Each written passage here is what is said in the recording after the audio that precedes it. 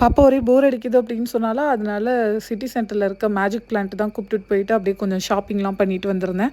அப்போ நம்ம கேரி ஃபார்ல பார்த்தீங்கன்னா, இந்த ஃப்ரெஷ் மில்க் அப்படின்னு போட்டிருந்தாங்க. பார்க்குறதுக்கு அப்படி நம்ம ஊர்ல இந்த பசுமாட்டு மில்க் இருக்குல்ல, அது மாரியே இருந்துச்சா, சரின்னு வாங்கிட்டு வந்து டீ போட்டு பார்த்துருந்தேன்.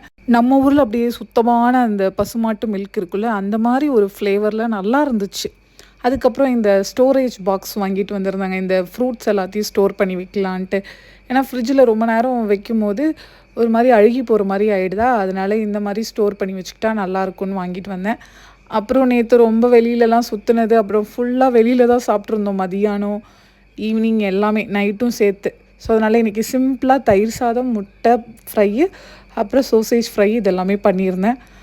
2 நாளா வீட்ல வேலையே செய்யலங்க. அதனால ஊருப்பட்ட சாமான் சேர்ந்துருச்சு. அப்புறம் எல்லாத்தையும் ஃபுல்லா வாஷ் பண்ணி, கிச்சன்ல எல்லாத்தையும் ஃபுல்லா கிளீன் பண்ணி எடுக்கிறதுக்குள்ள போதும் போதும்ன்னு ஆயிடுச்சுங்க. அடுப்பு, வாட்டர் பாட்டில்ன்னு எல்லாத்தையும் புடிச்சு கிளீன்